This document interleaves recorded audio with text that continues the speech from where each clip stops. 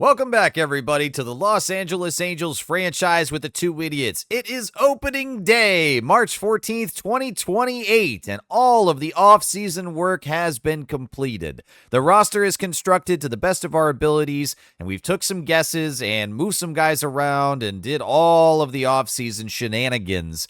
And hopefully we've constructed a better roster here, starting year 4 for the first time, pushing ahead into uncharted territory. And it's going to begin with Taj Bradley on the mound, our old frenemesis, versus Red Lauter. I'm very excited for opening day. I would really love to just obliterate Taj Bradley and the Tampa Bay Rays to begin. So hopefully that's what happens. But we're going to be watching the full episode here, the full game for opening day, as is tradition. So get comfortable, sit tight, and let's enjoy opening day baseball.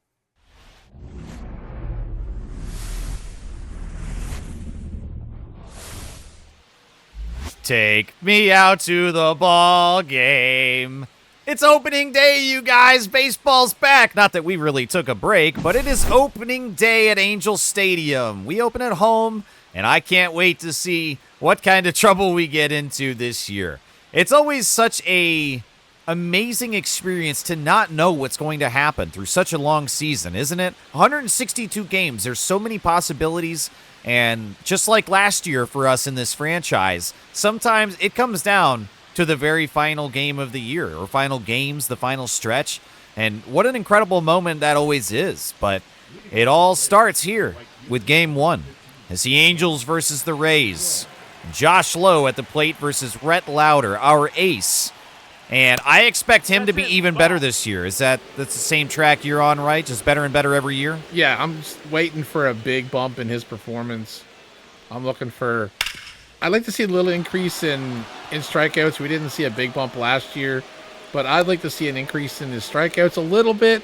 I don't need him to strike out, 12 a game. I'm not looking for that type of numbers, but I'd like to see him bumped up a bit. I'd like to see his wins be the big push for him this year. Yeah, and we refer to him as our de facto ace in this rotation, and despite not being the best performing pitcher, I think that we fully are invested and we really believe in Rhett Lauter as the ace, and he's going to develop into those shoes, So I don't think that there's any doubt in our mind that Lauter's going to have a good season, but I think, you and I are in the same place of we expect this year to be a great season. And the Rays have started off this game with a leadoff single from Josh Lowe, and it's now a 1-2 count on Carson Williams. And that one was left in the center of the zone. That slider, probably a miss there from Lauter, if I had to guess. Yeah, hopefully that's not where he plans on throwing that all season. Yeah, no. And that's a good one, and it's blooped. A line drive from Williams into right field, and that will advance Josh Lowe over to third, and we have men on the corners as Tampa Bay is starting off with the pressure high on Rhett Lauter. Pete Alonso as a Tampa Bay Ray. My wife would go crazy. Oh, my gosh. The polar bear has come to Tampa and lifts that one high into left center field. It's back to the warning track against the wall, and it does not clear it. It'll only be a sacrifice RBI. And Lauter has the first out. Oh, wow. Really? And Tyler O'Neill? Oh, wow. They made some moves. Yeah. Okay. Rays adding a lot of power here at 3 and 4. Alonso and O'Neill. Very interesting. All right. Double play could get us out. We tried the throw over, and Lauter does not get him.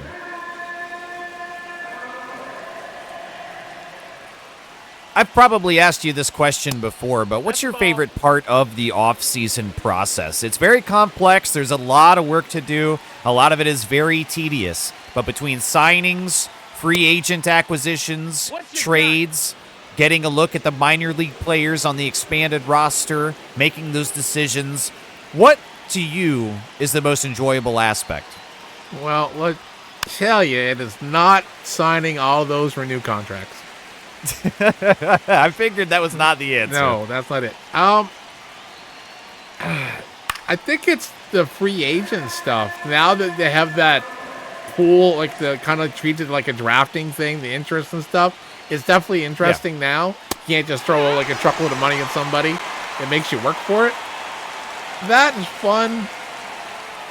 I don't know. The spring training and seeing the roster, not like seeing all the guys play and stuff, is also fun. It's a toss up there for me between those two. Going after free agents is so fun, but yeah, it's frustrating whenever we look at a guy and he's got like 12% interest. That's a little disheartening, but it's still fun. I felt like after the acquisitions we made, I don't know. I feel like we got a little bit more meaty of a team this year. So maybe the acquisitions probably is my point this year. Well, I think that's the most immediately impactful. You can, wow, gosh, that was loud. The presence of the new guys when you inject them into the team through the free agency or through trades in the offseason, that's the quickest way to change the makeup of your team. You know what I mean? Like, we check on these guys that are in AAA, sometimes even in AA, but they make the spring training roster, and it's disappointing that this game doesn't allow us to set the spring training invites, but we end up using a lot of options for guys where we didn't want to because the computer automatically does it. Louder getting out of the first, only allowing one there. I'm going to chalk that up and say that was more success than not, but unfortunate that the Rays scored their first run. Yeah. So what I mean is I think that getting to see guys in spring training that we normally don't have really much of an opportunity to highlight, for me, is the most exciting part.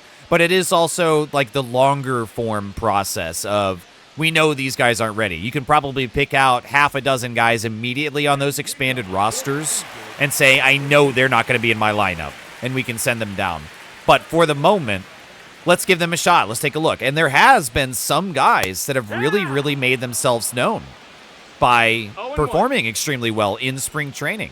And in fact, one of the guys that we kept on the Major League roster this year, wow, big exciting foul ball from Nolan Shawanoa, is Carlos Chavez, number 1. He beat out DeLauder for the bench spot as the outfielder. Yeah, he was on fire from spring training, so how could you not leave him up? You know, I mean, it's difficult to send him down. I mean, the only thing is he's on the bench, so limited play time is the only coin toss there. But I think if getting him a shot, at least for the first few weeks, to see how he plays out. If he goes over every time he's off the bench, then we got to send him down. But I mean, we burn an option to send him down at the end of spring training or in the middle of the season. So who cares? Damn it. Yeah, and at some point, it was between him and DeLauder. They both had options, and with how hot Chavez was through spring training, yes, he absolutely solidified it. He won that position. DeLauder, I think, was more of the default in my mind. I figured DeLauder was going to be the guy, and he just tanked. He really, really struggled through spring training. It was averaging, I think, like in the 120s for a good portion. Like, it was really, really ugly. So it was DeLauder's spot to lose, and he absolutely did. Chavez won it. So it's exciting for me to see those kind of things, but that's usually only a battle between about 2 guys or something like that. It's a very, very narrow process. Swing and a miss from Greg. The ball's in the dirt, and he does not beat it out. That's out 2. So I love seeing those. Those, to me, are very satisfying, and I like seeing the minor league guys in spring training. But, yes, the most readily observable change in dynamics comes from free agency and trades. And I think that we did a really, really good job at that this year. Like you had said, this year's lineup, I think, is a lot meatier. The pitching staff didn't really change all that much. So we had one of the best bullpens in baseball last year, which is very exciting. And I think that we only strengthened. Another big win, an unexpected one, was in the starting rotation, we now have Tink Hence. Yeah. And that's a really, really big deal. Do you want to expand on anything for that? Well, the thing is, we were excited when we got him when we first started the series, and he was complete garbage. It was like he was like, I don't know how to pitch. I don't know what I'm doing here. It's like the whole thing. What do I do with my hands? And yeah, he was a disappointment. So we were like, wow, why is he? His attributes leads to better performance than what he should be doing. Like, why is he struggling? So we decided, to do what needed to be done. We sent him down, and even that, he didn't do great the next year. It's like, wow. So it almost came to the point of a make or break, not because he's, big contract money, but eventually if he starts to suck even worse, some of his numbers could go down and he's no longer trade value. So it was kind of nice to see him turn it on in spring training and just start mowing everybody down to earn that spot. That was exciting to see. Like, we were both of us in shock when we seen his numbers. So that was so fun. And that's a swing and a miss from Riley Adams, another new acquisition for Tampa Bay. Behind the plate there. That's very, very alarming that Tampa also seems to have made a ton of changes to strengthen their core. They might be a good team this year. So yeah, Tink was an incredible, exciting turn for us in spring training. And, you know, there's guys that MLB The Show handles in such a way that you just know what's going to happen now eventually. And Taj Bradley, who is starting today in opening day for Tampa Bay, Taj Bradley's one of those guys. Wow, Morel trying to defend his body on that. Swings and misses. Louder gets him way inside. That was horrible swing. But Taj Bradley is another one of those guys that does not ever make it. He has never progressed enough to be as good as his potential and his attributes would seem. It's broken. The game is broken for Taj Bradley in MLB The Show. I think Jason Dominguez is another one. I've had him in multiple franchises, and he is never as good as his potential would make you think. So you go out and get these guys. They're young. They're exciting players. They've got a high ceiling. Their overalls are in a good spot, and you're like, yeah, let's go. And then they just don't do it. MLB The Show just cuts their knees out from under them, and they never develop enough. And I was worrying, as we get ball four there to Ha-Sung Kim, I was worrying that Tink Hence was going to be another one of those guys, a career minor leaguer that just never quite makes the jump.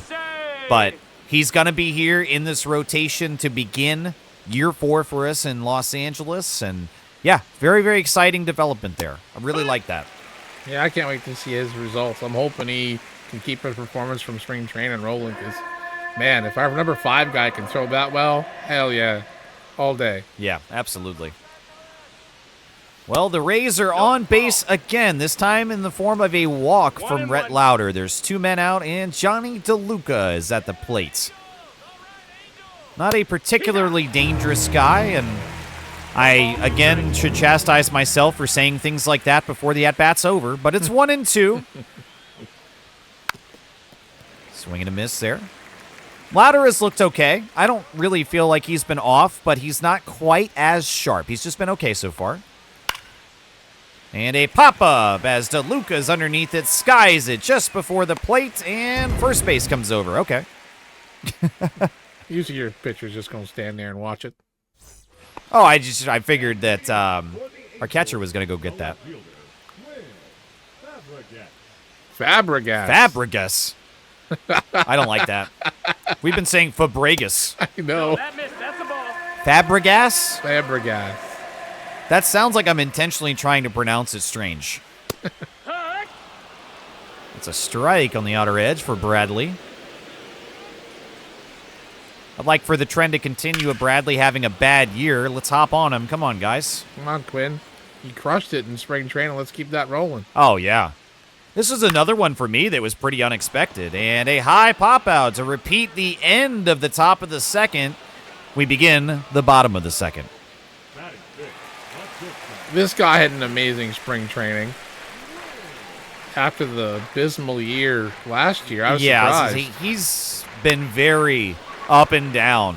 So much so that I worry because consistency as you get older is what you start to expect from these guys.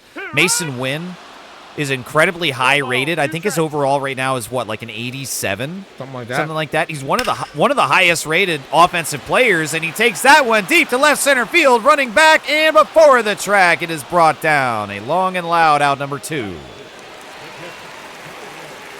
Dang. All right. New everyday catcher for us this year. It's Tyler Stevenson. Swing and a miss there. We've got him in the 6th spot. 0-1. I like the idea of him there. He's got a little bit more power. Called strike on the cutter, high and inside. Come on, it's Todd Bradley. Let's mess him up. That's the ball. 1-2. The pitch count has also been getting quite high for Rhett Lauder through the first 2 innings. Bradley got it pretty much under control this inning, though. We pushed him, got him closer to 20 pitches to begin. And that one is a long foul ball. He was in front of that by at least 3 days. Yeah, 2-2. And that one is fouled away as well. Stevenson making an at-bat of it at least. Pitch number 30 coming through. Yeah, there are times I'm going to challenge them. Oh, swing and a miss on the splitter outside. Why would you chase that so far away? Lineup Yeah. turns over for Tampa Bay now, and Josh Lowe comes back after a single to begin the game in the first. Yeah, that was up to 38 pitches. Yeah. Beautiful sinker. What a spot.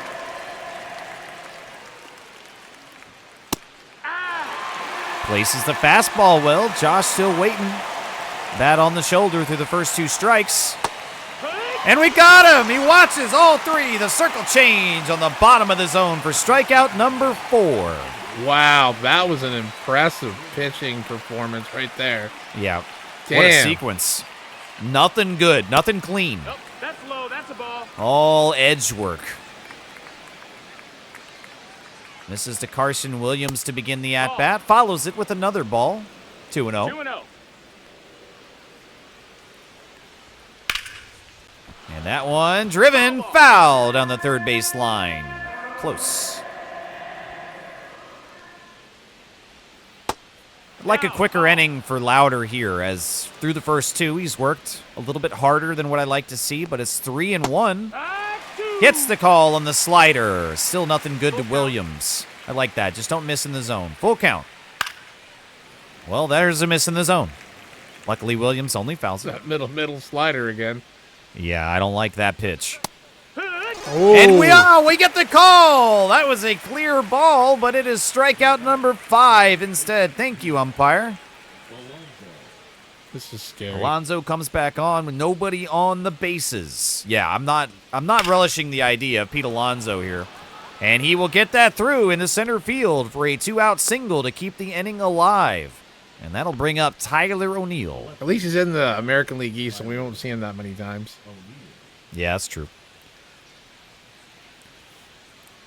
One of the interesting things for me is that this year we have all righties in our rotation. Every starting pitcher is a right-handed pitcher. So hopefully against Tyler O'Neill, that matchup will lend in our favor. That's strike 2. 0-2. How much do you put weight in? Big swing and a miss. That's strikeout number 6 for Louder. Nice. You said you wanted more strikeouts. He's giving them to you. He heard me. So how much weight do you put into the matchups? The righty-lefty, lefty-righty? I feel like I've been hyper-focusing on that, both in my solo series, and then now it's carrying over into this one as well, to where I will constantly be looking at those numbers. Righties versus lefties, lefties versus righties. Who's better here? Who's better there? I find myself really relying on those stats nowadays, and that's been a little bit of a change for me. I never really had that much of a focus, but it's been a thing. So where are you? What's your temperature on those kind of strategies? Yeah, that's tough. Because there's outliers. There's some left-handed hitters that hit left-handed pitching really well. Yeah. There's the same thing. There's right-handed hitters that can't hit left for fucking shit. So it's the looking at the numbers is definitely a thing to do, but Bazzana on the first pitch. It goes deep to right field. And we're back to square one with a tie ball game. An opening day first pitch home run from Travis Bazzana. Oh, shut my mouth. Shit. Wow. Yeah, so looking at the numbers is good, but I don't know. Being hyper-focused, it depends on the situation, too. Like, 1-1. you're up 6 runs on a team, who gives a shit, right? Sure.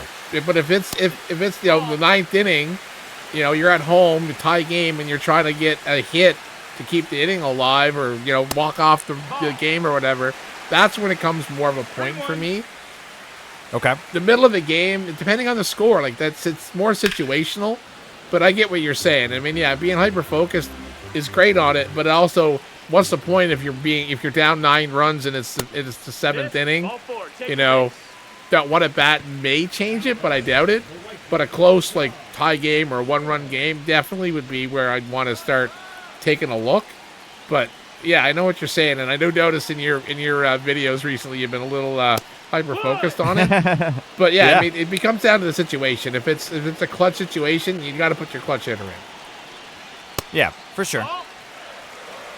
It's all contextual, situational based, but I think before the situation, I'm already thinking about it, and that's what I've noticed. Tom Gregg Yes! with a line drive to right field. It is fair. It's going off the wall. It's a 2-out hit, and we do not send the runner in. Tom Gregg will take a double.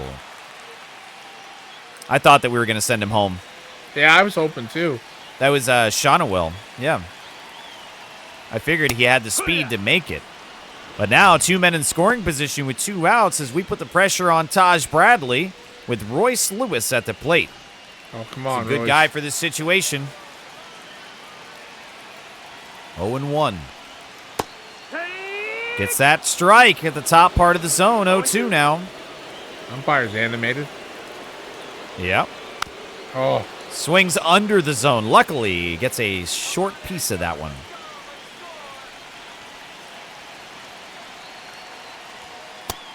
No, that's out. That's outside. 1-2 to Lewis. Defending the bottom part of the zone.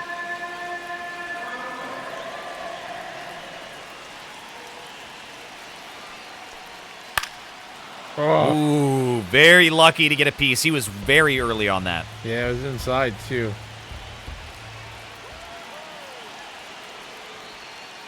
Who could take Ooh, he checked it. thought about it? Yeah, he did. He twitched. 2-2. Oh No! Under the zone, swinging. And the assist from the catcher will strand 2 base runners.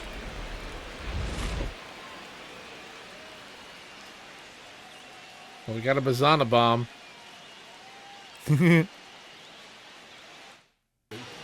All right, turning back here to Louder in the top of the 4th. It is Junior Caminero, one of my favorite Rays players in real life now. I think what an incredible season he had this year for Tampa Bay. Yeah, he's put up some crazy numbers. No, ball. Yep. Louder has been, I think, trying to pick really around most of these hitters. I feel like that's a miss. That slider middle has been a miss so far this game. But when it's intentional, it looks as if he's really trying to pick the corners in the bottom of the zone. Good one! That's a perfect slider. It's beautiful. Wow. That was great. Strikeout number 7.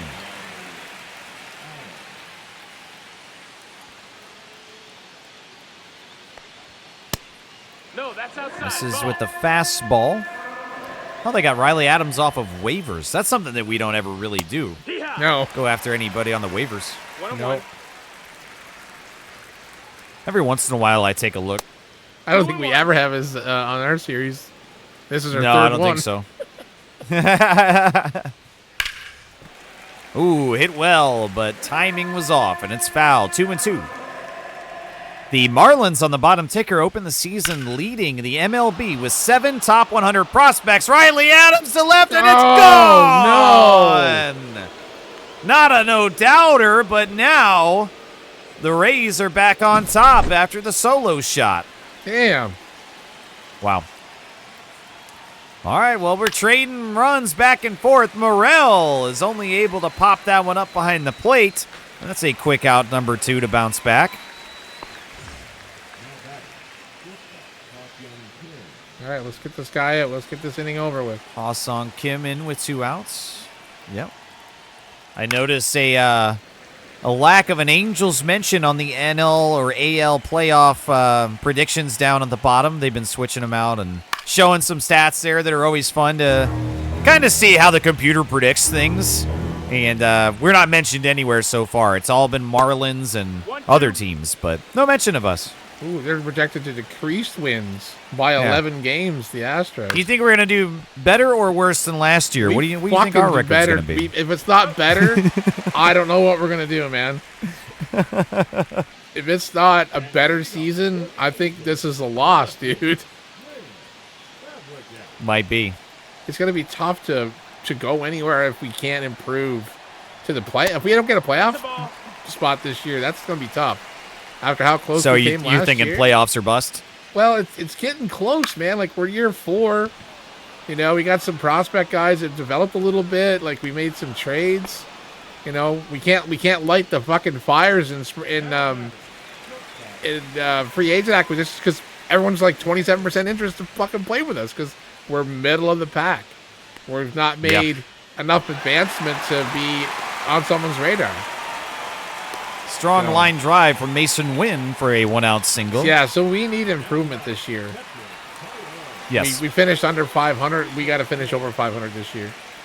So is it record watching or is it just make the postseason, whatever the record is? Well, I mean, it's both for me. I don't want to walk into the postseason dragging our balls across the line, barely making it. You know, we'll finish 2 games under 500 but still make the playoffs. I'd rather see us challenge. I mean, challenge for the division would be amazing, which is not going to happen.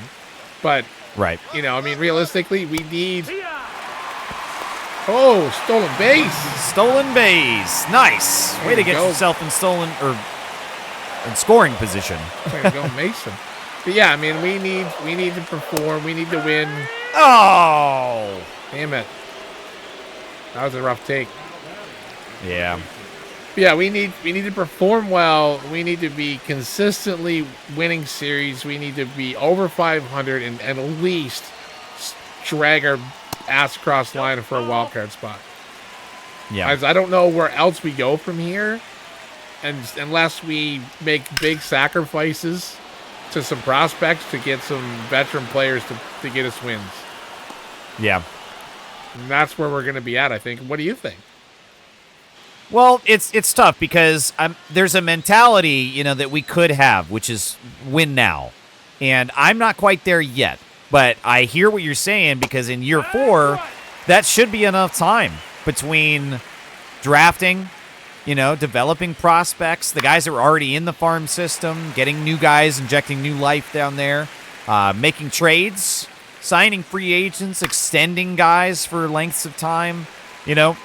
4 years in, and we should be seeing some fruits for all that labor. Wow, really good strikeout again for Louder.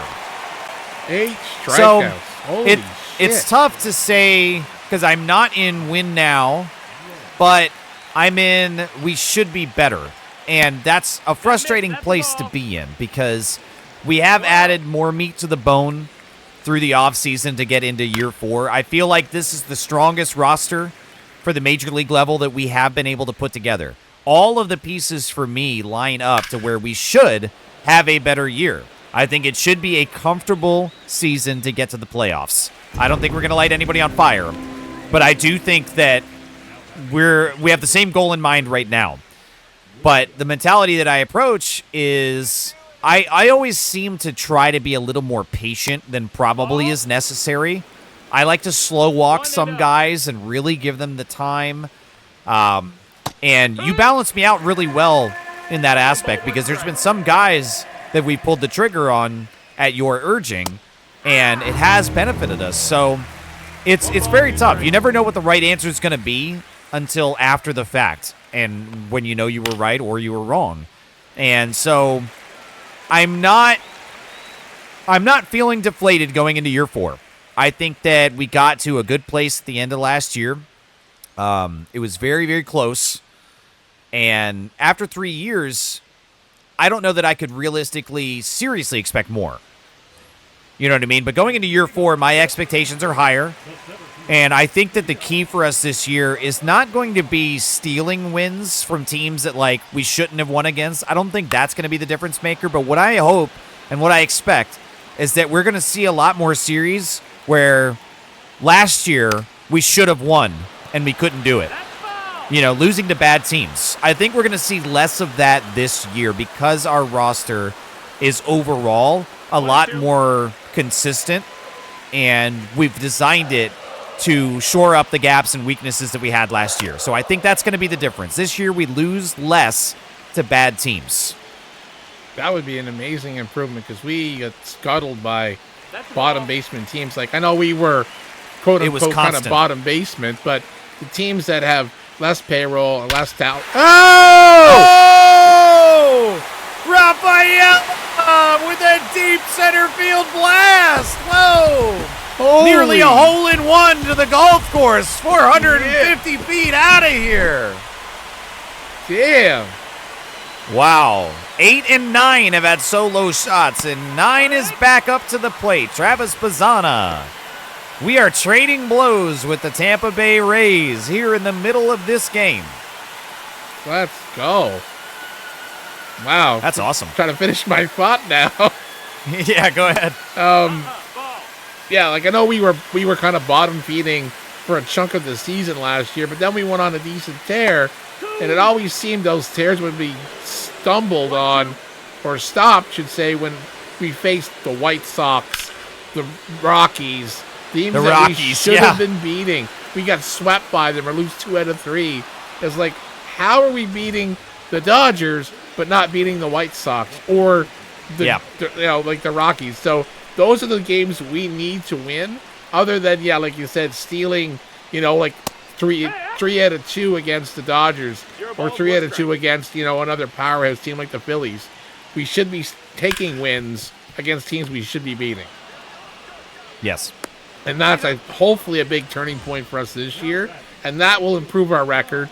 That'll hopefully put us in a better position to lock up a playoff spot long before, game 161. Long before September 27th. Yeah. Exactly. Exactly. So we need to play better ball on average. I mean, we still need to be playing those tough teams hard. But, the teams that we should be beating, we need to beat. That's the point. That's the key. And if 8 and 9 can hit bombs like that. And it's our first pitching change. They're going to pull louder. I'm a little surprised by this. He was cooking through the first 5 innings. Yeah, I thought he was doing But well. Hunter Gaddis is going to come in here to begin the top of the 6th. Yeah, he had like eight strikeouts. I remember him seeing for sure. So yeah, maybe his stamina was just getting low. He did work harder than I wanted a starter to go. Yeah. All right, well, Gaddis is going to start opening day here in his debut in this early season with 2 strikes on Pete Alonso. Oh, strike him out right here. Nope. Nice Almost. Try. Nice try. Fouls away the slider to stay alive. That's a ball. No chase below the zone. Gaddis did really, really well in spring training also. He was another standout. There you go. Hey, there's your strikeout. Thank you. Here's another contender for a strikeout. He's got 2 of them already. Yep. O'Neal's got scary power, but he's also got swing and miss. So. Well, his scary power comes against left-handed pitchers. He's a lefty killer. So, for sure. So far, we've had 2 righties on the mound now, and O'Neal does struggle against them. 0-2 on the good slider.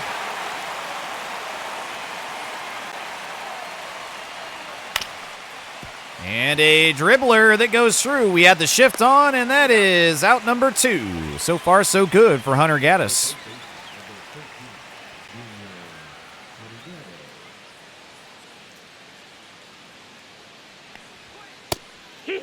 Wow, challenged him immediately. Bullseye, center of the zone, swung and missed for strike 1. Ooh. Hit well down the third baseline. Foul, 0-2. Whoa. Whoa. Nearly gets the elbow. I was like, how did he miss him? Yeah, I don't know. Okay, circle change fouled. Still 1-2. Dodgers expected to have the best season for the National League. Braves look to be very good this year, 93 and 69. Hey, the Pirates. Let's go, boys. Ooh, the Mets, 86 and 76. Yep. Mets underperforming. At least in the projections this year. The Astros are supposed to get a lot worse. Swing and a miss! Strikeout has been working very well for both of our pitchers so far against Tampa Bay. And the Rays will do likewise and change out their starter and bring in Alex Fado. Through 102 innings last year, he was with a 4.66 ERA and a 1.42 whip. Not really the most intimidating guy on the mound here.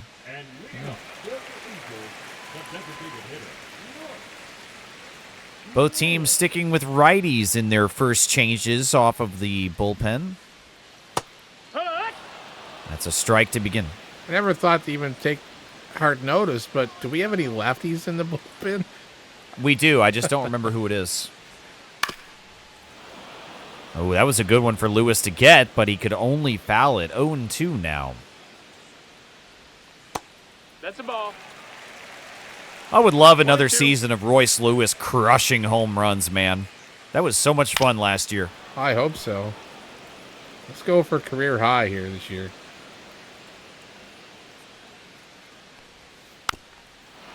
Stays alive.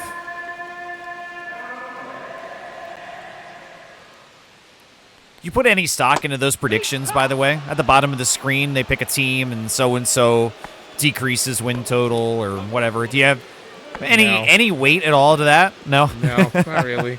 You just never know? They just make random predictions, But, I mean, there's, this game versus real life, there's definitely, some things you can look at and you can kind of figure it out.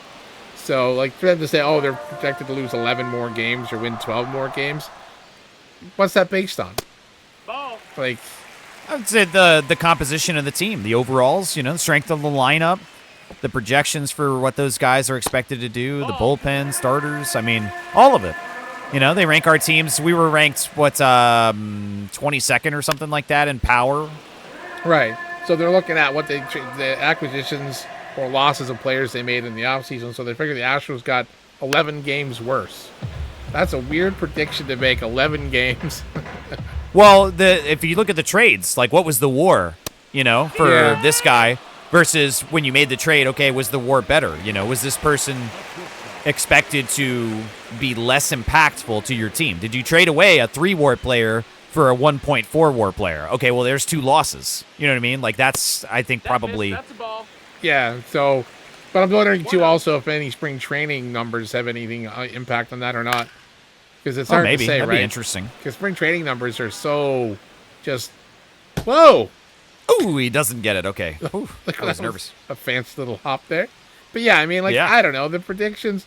I mean, would you have predicted at the start of the year that the Baltimore Orioles would be the worst team in the American League East? Nobody should have predicted that. No, that would have been deemed nearly impossible. So, I mean, the predictions to me, are always, what ifs and stuff like that. I know that, but I take a little bit, but I don't know. They don't upset me. The fact that we weren't listed in the top, the American League for wins or anything, and that, like, I don't hold nothing to that really. Okay. I mean, I'm wanting to see us improve. I don't care what the computer says. I know we've improved. Well, how about that? Well, here's the answer to your lefty question in the bullpen. It's Jose Alvarado. Yeah, the free agent acquisition. I was trying to remember. I knew there was one lefty, but I thought, did we have one lefty and send him down? I was trying to remember. Well, now that we're past Alonso and O'Neill, I fully agree with this move. Yes, I would not want a lefty in prior, so Gaddis to Alvarado, for me, is a great managerial change. And that's a strikeout against Riley Adams. Good start for Alvarado. 3 pitches and a strikeout. That's awesome. And now Morel, who got tied up so foolishly inside last at-bat. Ooh, careful. Careful with that one, Alvarado. Yeah, that's right for the label. Yeah. That's much better, but it's a ball just under the zone. So close. Yeah, we're not in any of these playoff predictions at all. No. We project to be 11 games behind Seattle. That's the division winner. Strikeout on the 12-6 curve. Low and inside. It crosses the entire landscape of the strike zone. That's awesome. Wow, they They're going to be 11 games out of the division. Yeah, I don't think so. I fucking hope I think not. the computer's going to be surprised. I hope not. Pirates projected to win their division by 1 game. Yeehaw! That's fun. Wow, Colorado predicted to be 27 games out of first. I could see that. Ouch. That's a ball. Close, but misses on the sinker. 2-1. It's been a good inning for Alvarado. Gets him to go after that one to tie it up.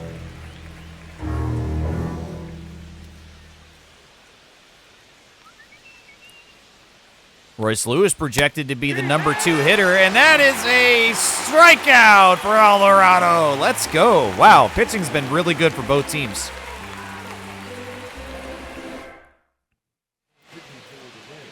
And another change as the teams are mirroring their moves. Kevin Kelly will come in for the Tampa Bay Rays. He's another righty, though, so we haven't been the only ones to utilize a lefty. I feel like he's going to come out also. We're going to make another change in the 8th. Yeah, I figure. Yeah. It's been a good ball game, though. Low scoring, low amount of hits as the strikeouts have been stacking up for both teams. We've gotten a lot more contact, though. Ball. Kelly misses inside on that sweeper, and Stevenson advances to 2-0. Yeehaw! Watches that cutter as it's called inside. I agree with that take. There's not much you're doing with that. No, force him to the zone. No, that missed. Yeah. Stevenson made a stone here so far. 3-1. Green light. He does have it, but he's early.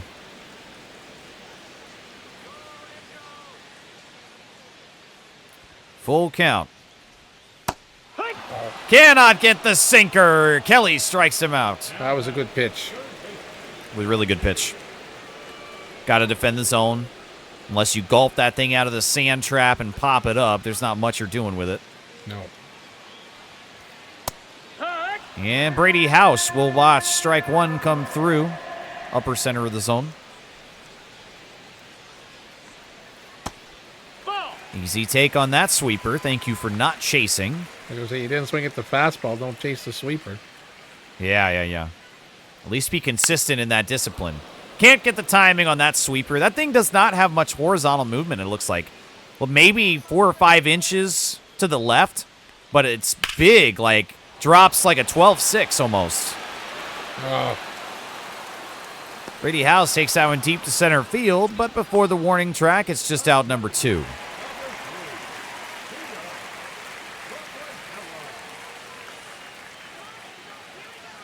Two outs in the bottom of the 7th for Rafaela. We did not trade for Rafaela for his power, but hello. Yeah. Early fireworks from him. That's awesome. Good sinker at the bottom of the zone from Kelly. I do like Kelly as a pitcher. He's a good reliever. Yeah, he's one of those level guys. Woo. And that is hit well. A line drive through the middle. And Rafaela with a 2-out single to keep the inning going. Yeah, Kevin Kelly's one of those consistent guys. Yeah. You know what you get when you put him on the mound. Yep. And Bazana steps back to the plate. Runner on the move. It's a steal attempt, our second of the game, and they burn him on second base. Damn. Dang. I like the aggressiveness there. I do too. And we will be bringing in, it is another lefty, Jose Quijada. What an incredible. No. I know. We put in Gaddis first. I know. I'm just making the joke. That would be funny, though. Yeah. The rotation is right and the bullpen's left. That would be a unique challenge to do in a franchise. God. I still want to see somebody do all switch hitters. I imagine someone must have done a series all switch hitters. I don't know. That'd be really fun. Be interesting. It'd also be so frustrating. That's a ball. Misses to DeLuca. 2-1 now. 2-1. Quijada, what are you doing? That's not really a guy that you need to pick around. DeLuca's not typically a power threat. I don't think that he's that great of a contact hitter either. DeLuca's more defensive first. And a dribbler to third base. It is brought down, and that is out number 1. Lineup turns over for hopefully the last time. Josh Lowe back to the plate. Tie ball game here in the top of the 8th. Good slider. That thing probably looked like it was coming from another zip code, but it ends up in the zone. No ball. 2 strikes. 0-2. No chase on the slider. Got to expect that pitch. Just wasn't close enough to be competitive. That one's much better, and Lowe swings above it.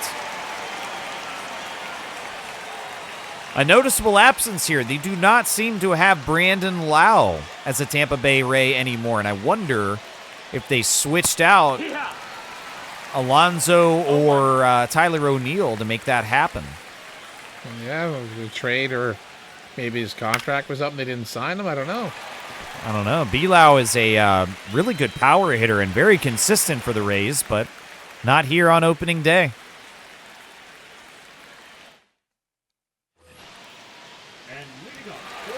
The Rays will leave in Kelly as we begin the bottom of the 8th now. As with a tie ball game still in place, we don't know how long opening day is going to go. And Bazana lifts that high into center field, but not far over.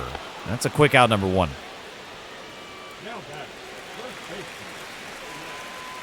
Shawnoel steps back in now as our lineup turns over. No hits today, but he has taken a walk. Oh, come on now. Really? That's a helmet tapper in next year's game. You think they're actually going to include it? I doubt it. I doubt They're it. usually 2 years behind rule changes. Swing and a miss. Out number 2. I want them to fix the fucking options when you bring a player up and send them down. Yes. To make it like real baseball where you can bring the guy up and send him down in 1 year. Yeah. Ball. Ooh, really good cutter, but it's ball 1. Nearly 41,000 fans here at Angel Stadium. It's an exciting opening day. Lots of support from the Los Angelinos. And there they are, right on cue. Oh, wow. Ooh, friendly call there. Maybe a makeup for the previous ones. 3-0 to Tom Gregg.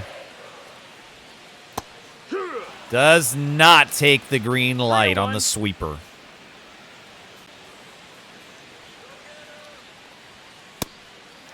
And that's ball 4. It's another walk. I think that is our 3rd of the game, so not that many, but I'm happy to see some. It's a base runner.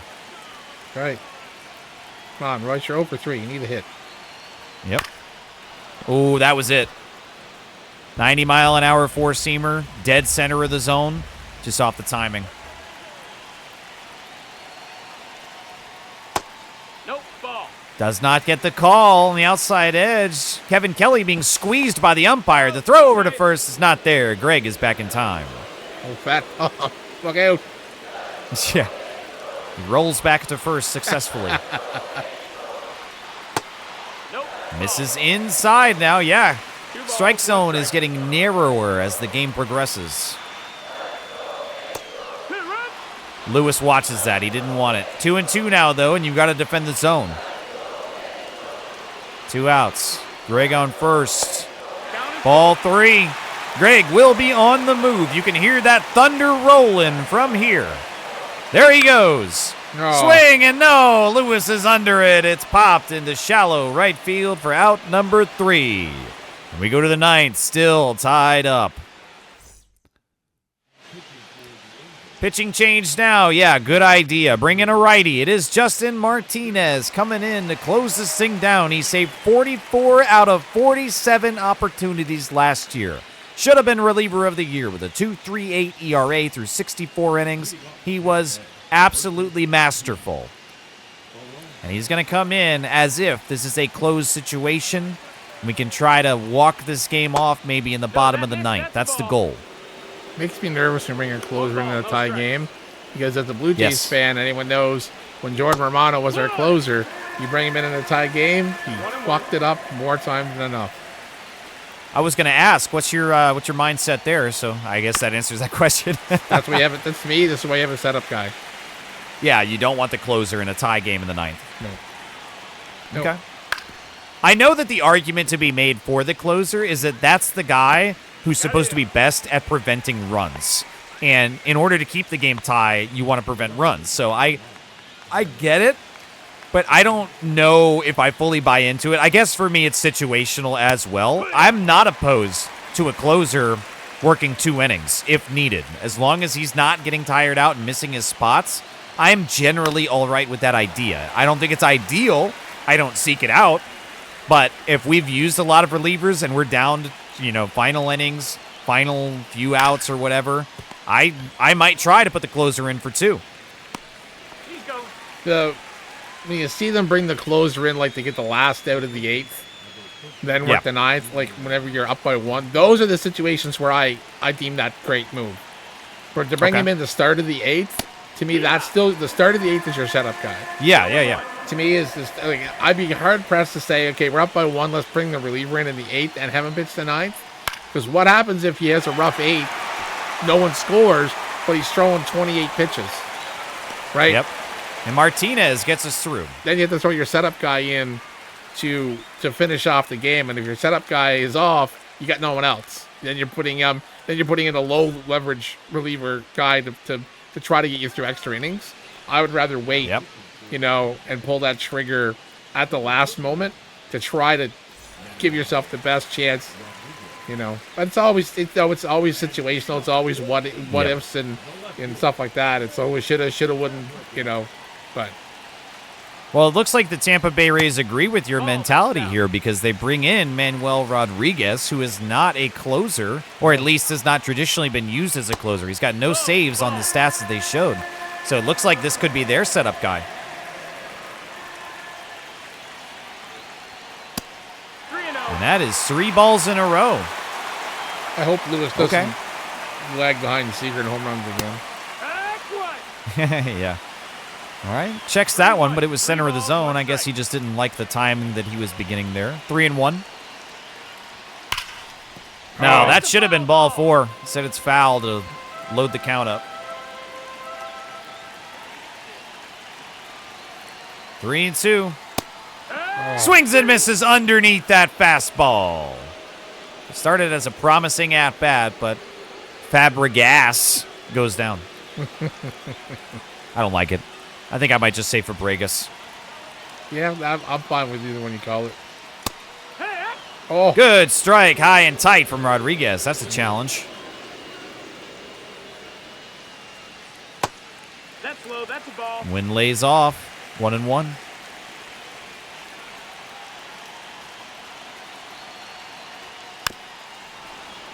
Okay, fouls that one. Go down 1-2. We might see extras here on opening day. Oh, come on, walk it off. Let's go. And that is a line drive, sharply hit into right center field. A 1-out single, and Wynn is on base. Now, he has already stolen once in this game. And we might be able to send him again. Come on, let's go. Stevenson could walk this thing off. He's got a bit of power himself. He does. Strike at the bottom of the zone. He had 20 home runs last year. Yep. I'll take that. Let's go. Yeah, absolutely. A success behind the plate last year. Runners on the move. Fouled away. We should have been able to punch that down the line. We that might have been a, yeah. Run. Oh! Oh, he held back. Fuck, wow. That was close. That was so close. Come on. That's the ball. Thank you for not chasing. 2-2. Don't need this kind of stress on a Saturday morning. Yep. And he gets that one to third. And no, they're going to double him up. We will see extras. Tied up 2-2. It's 10 innings at least for opening day. And we will be leaving in Justin Martinez. It only took 9 pitches to get 3 outs in the 9th. And with the ghost runner on second now, it's Caminero. He's got a lot of speed there, so be careful. Riley Adams at the plate, 1 for 3. Ball. Misses outside, 2-0.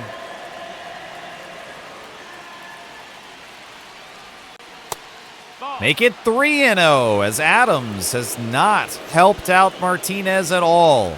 It's going to force him to throw a strike. And we get it called. Thank you very much. Wow. Ooh, that could have been ball borderline, 4. Yeah. Okay. Challenges him with the sinker. Full count. 3-2 to Adams. No. And that's a line drive, right field. It does fall down, and that will score a run for the Tampa Bay Rays. He say. It's a 3-2 ball games with Adams on first now. Well, shit. Yep. We're behind the ball now against Christopher Morel. Good strike to begin the at-bat, though.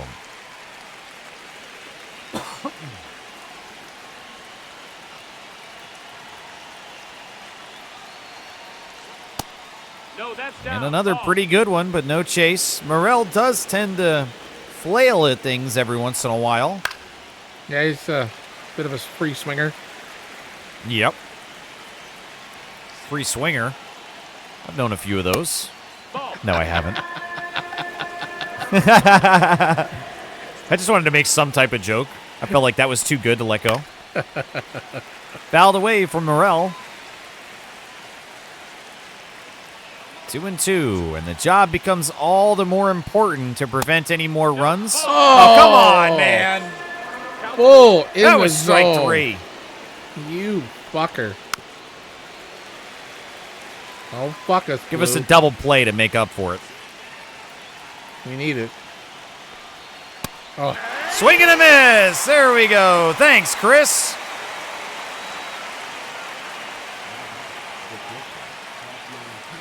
All right, double play could get us out of this now. Ha-Sung Kim, it's 8-9 due up with 1 out. And that's a strike inside.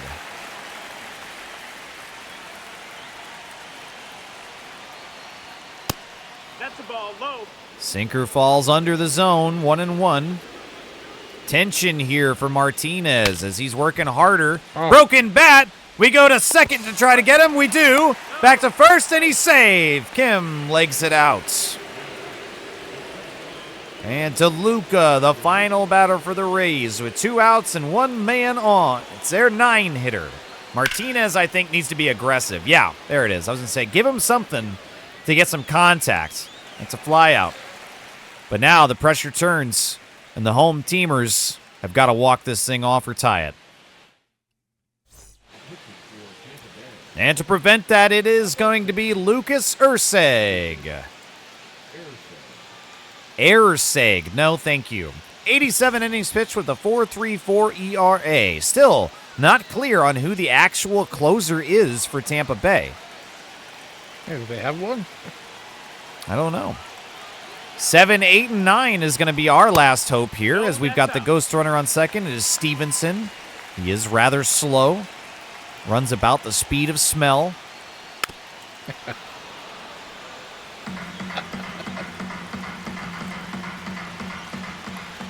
Love to see Brady House do something here to at least advance the runner. Front 2. Swing and a miss. Walk it off and bring the house down.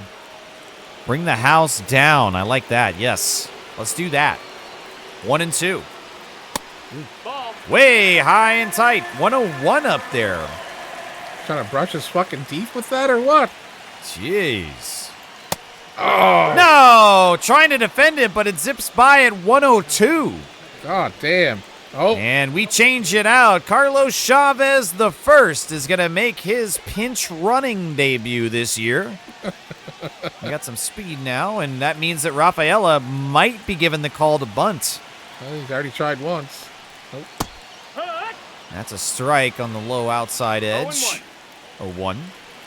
Maybe they want Chavez to steal. Against a righty, that's not typical, though, as he's got the best eyes on the batter. Or not the batter, the runner. 0-2 against Rafaela, and never mind about that bunt. Defends the zone with a foul ball. I should have put Chavez on second to start the jump, and that had house bunt. No! Slider swung on a missed. And Travis Bazzana, one of the guys that caused this game to go into extras by hitting that solo shot to tie it up, is now back. Righty-lefty matchup. Speed on second base, and wow, a friendly ball one to begin the at-bat. This dude throws smoke. Yeah, he throws heat. The slider drops down to 86. That's what a fucking speed crazy. change that is. 1-1. Defends the zone, and we're down to our final strike on opening day. It's all up to Travis Bazzana. 2-2. He watches ball two.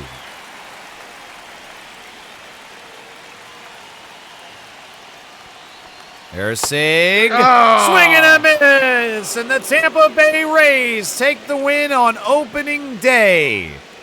It was a well-contested battle, but ultimately the Ghost Runner in extras benefits the Rays, and they win 3-2.